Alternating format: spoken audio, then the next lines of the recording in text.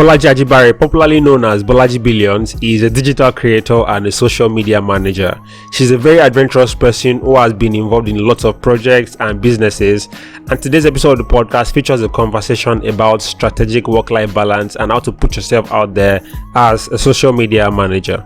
When I got my first job, I thought it was easy and everything. Until recently, like maybe 3 months ago, I got to discover that I could be a social media manager. And I could do it the right way. So it's not like I have all the experience and I already have a community. It's not like that. But it's whatever I try that works for me is what I give out to people. Okay. So I don't just put out anything I've not tried before. Okay. I don't put out apps that I've not tried before. I don't put out things I've not tried before. It's not like I'm copying it from somewhere. Yeah. Although we get it from somewhere, we get the inspiration from somewhere and all, but this podcast releases every Wednesday, and for you to stay in touch, visit dimeji.com/podcast and enjoy the podcast.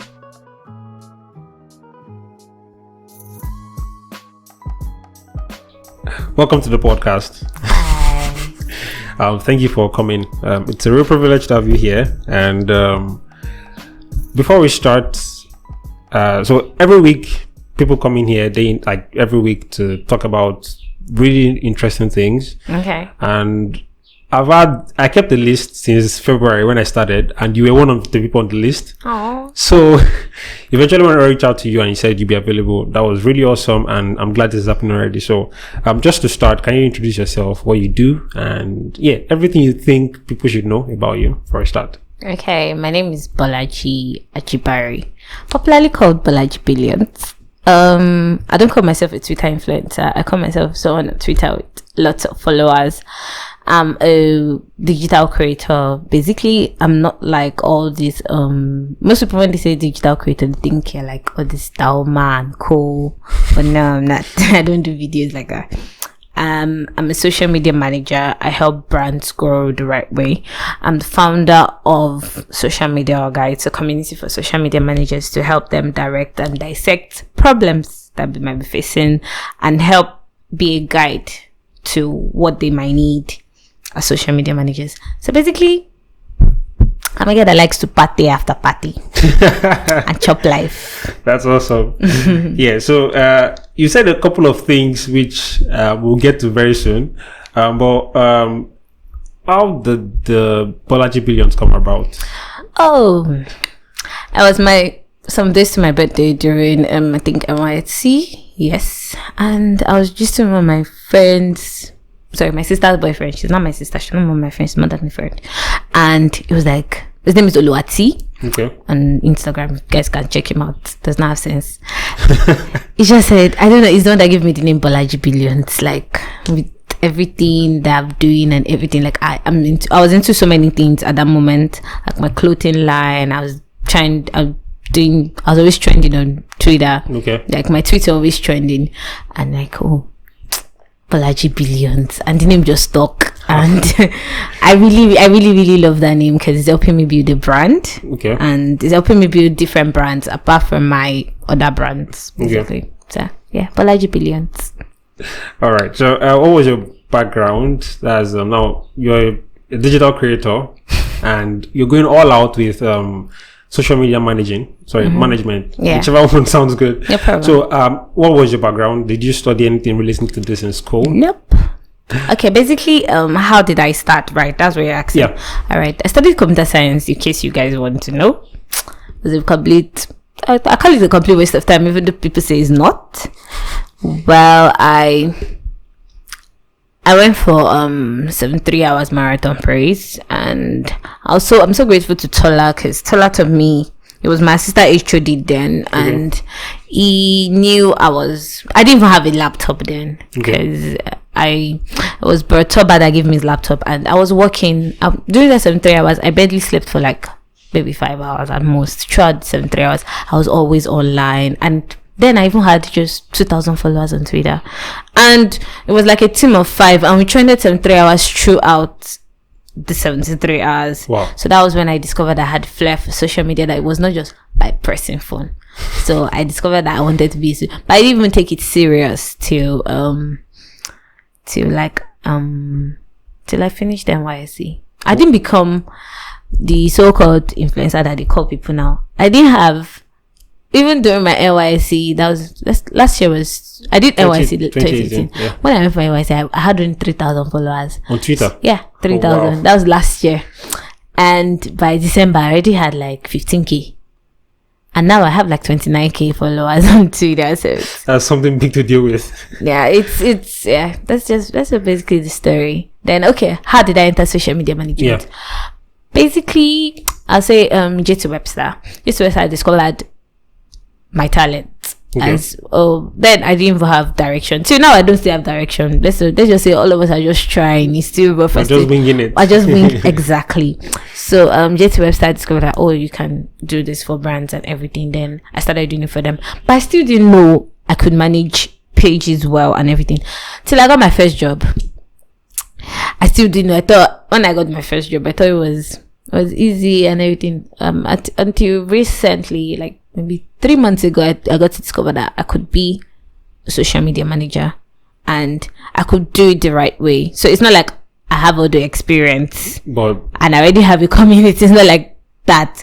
But it's whatever I try that works for me is what I give out to people. Okay. So I don't just put out anything I've not tried before. okay. I don't put out apps that I've not tried before. I don't put out things I've not tried before. It's not like I'm copying it from somewhere. Yeah. Although we get it from somewhere, we get the inspiration from somewhere and all, but I think that copy still and goes paste. all out to having integrity as much as you have this following, because people might be tempted to call you and say, oh, you have this large following, do this for us or help me advertise this product. They do that a lot. And you haven't used the product, so why tell it to people that use this product when you actually haven't used it? I think I've noticed this issue with a lot of so-called influencers, and that's one of the things I don't really like about It's it. not really their fault.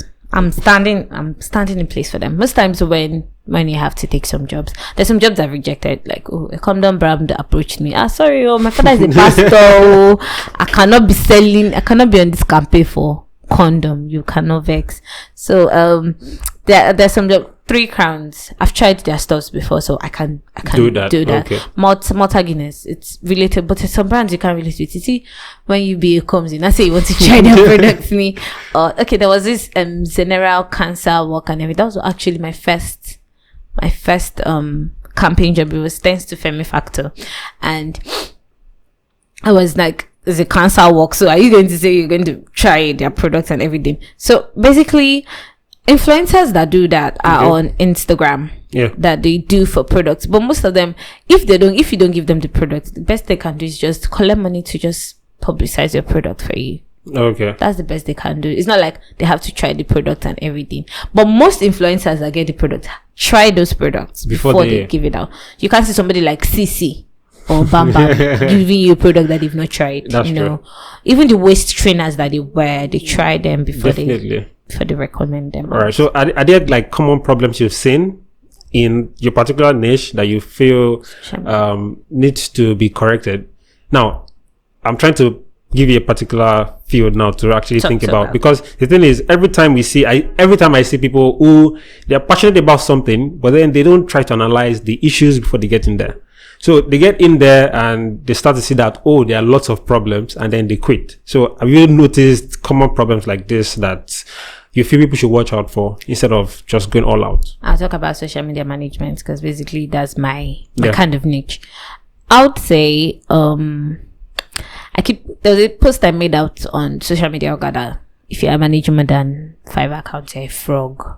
All right, so we did it wasn't like a survey. Yeah, you filled a survey online for forms and everything. And some people were managing 8 accounts. And I'm like, oh my god, 8 accounts. Please, are you collecting 10,000 naira for 8 accounts? Or how would you be managing 8 accounts?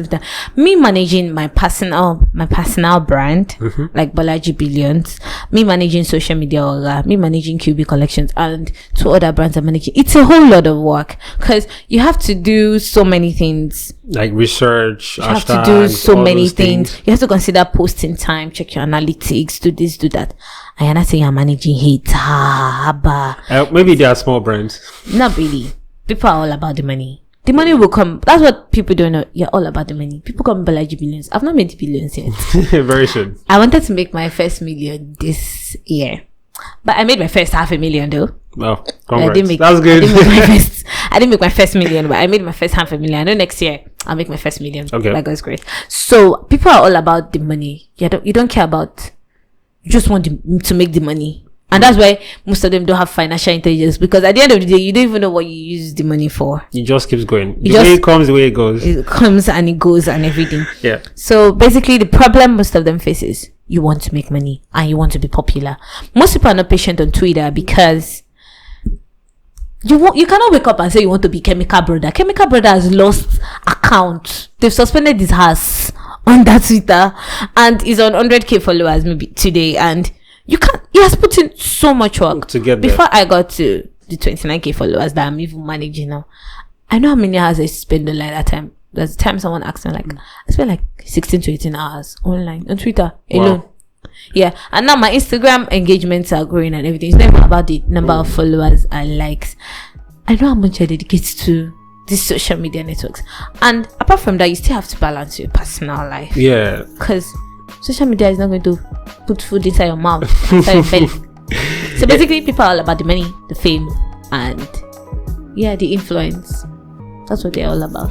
So the conversation continues, and if you'd like to listen to the full conversation on any of your preferred podcast apps, the links are available in the description below. Also, if you'd like to find out more about today's guests, about their works and about their life, you can also find the links in the description below. Thank you so much for watching, and if you would consider subscribing to this YouTube channel, that would be really amazing. That would really help me. Thank you very much for the support, and I'll see you next Wednesday. Peace. Oh, you recorded. Oh yes, it's working. Alright, good. Yeah, I'll see you next Wednesday.